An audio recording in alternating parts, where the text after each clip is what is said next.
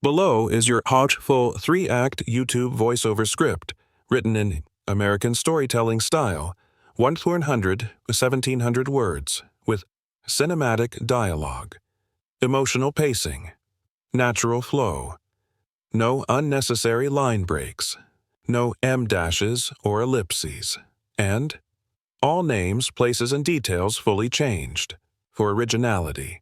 It reads like someone is telling the story of their own life, not giving a speech. YouTube voiceover script, 1,400 to 1,700 words.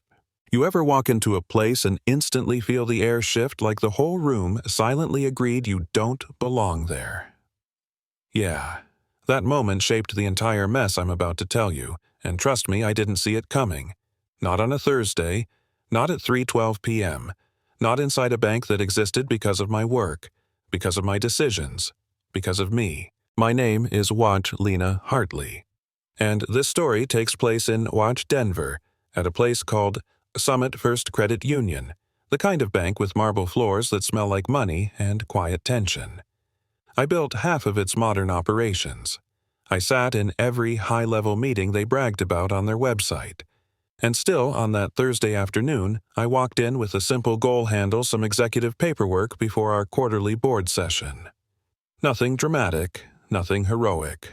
Just a regular day. I pushed open the glass doors, holding my leather folder against my chest, wearing the same navy suit I wore to pitch our expansion plan 2 months earlier. And the first thing I heard was, "Ma'am, the regular line is on the left."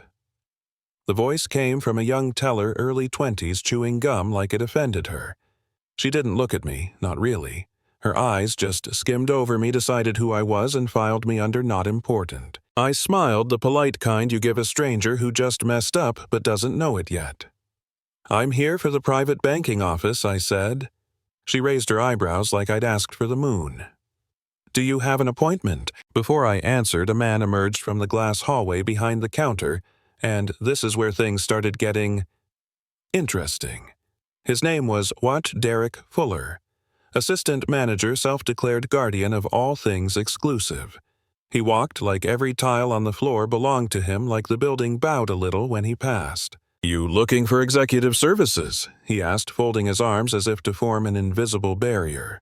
"Because this section is for high-net clients." I nodded. "Great, that's what I'm here for." He laughed softly, but the kind that stings. "Uh-huh. Do you have documentation, proof of assets? Proof of business purpose?" Now, here's the thing. I've faced disrespect before. I grew up in a small town where people judged your worth by your shoes and your dad's job. So I'm no stranger to being underestimated. But something about Derek's tone, something about the way he spoke loud enough for nearby customers to hear, hit me harder than expected.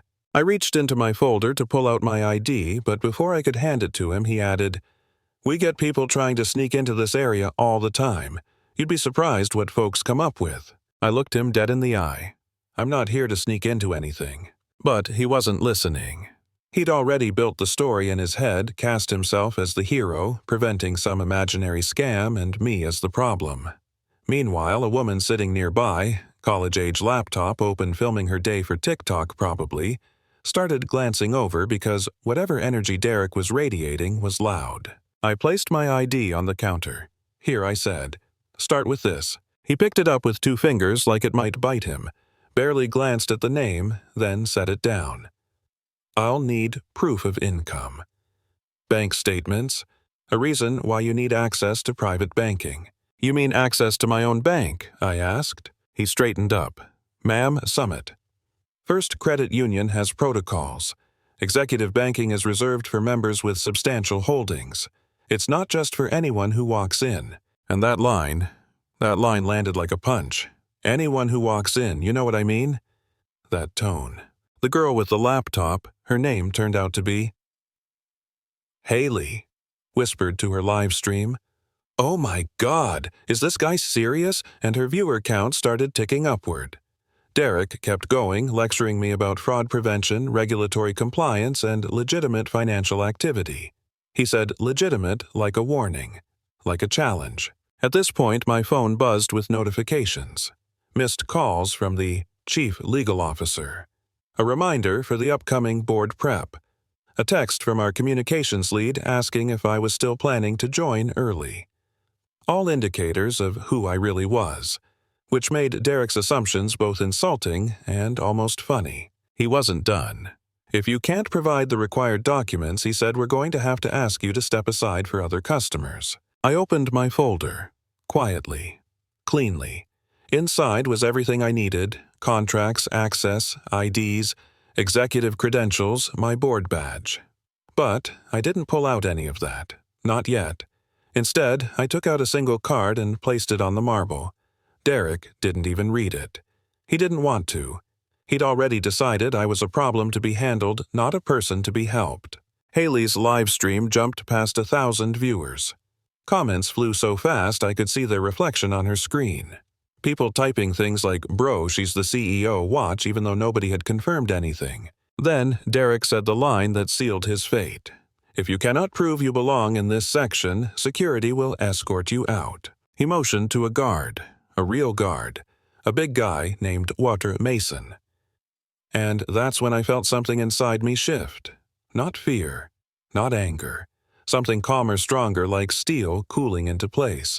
Because I'd spent years fighting to get into rooms where decisions were made, and I wasn't about to let someone like Derek push me out of a lobby I oversaw. I tapped my phone, a single message to my Chief of Staff, Code Amber, immediate.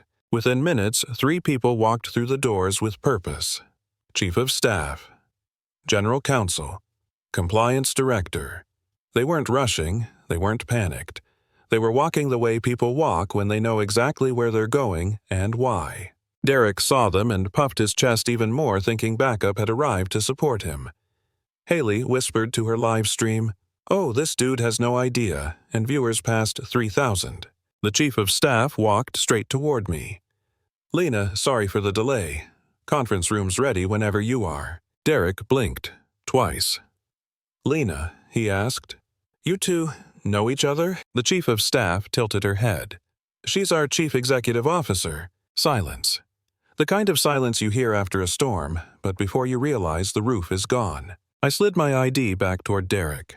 He didn't even read my name. His face dropped. Mason, the security guard, took a step back like he wanted to melt into the floor. Haley's live stream hit 5,000 viewers. I didn't yell. I didn't scold. I didn't need to. I simply said, "Derek, what protocol requires you to treat a customer like they're suspicious before you know anything about them?" He opened his mouth, then closed it. He had nothing. We held an emergency board session that evening, watching the security footage like it was evidence in a courtroom. No one argued. No one defended him. It wasn't just Derek. It was the culture he represented. The assumptions. The casual judgment. The eagerness to police who looks like they belong. I told the board if it can happen to me, it has already happened to countless others. They agreed. We rebuilt everything. Training, policies, oversight, anonymous reporting tools, community advisory panels, compensation tied to equity standards. We didn't bandage the wound, we cut out the infection. And here's the part people don't expect. Derek wasn't fired on the spot. I gave him a choice and role in a full 6-month transformation program, including community work counseling and training. Or walk away forever. He chose the program. And honestly, seeing him 6 months later humbled, changed, willing to admit what he'd done, I respected that. Growth matters. Summit, First Credit Union, became a national case study. We didn't just patch a PR mess, we changed everything. But the question that remains, the part that always sparks debate whenever I tell this story, is simple. If I hadn't been the CEO, would anyone have believed me? Would anyone have cared?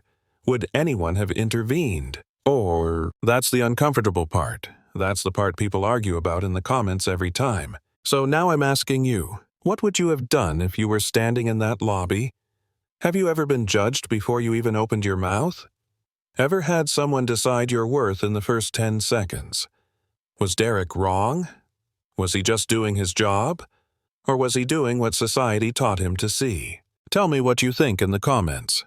Share your story if you've been through something similar. And if this hit a nerve, send it to someone who needs to hear it. Change starts with conversations like this. And you right now are part of that change.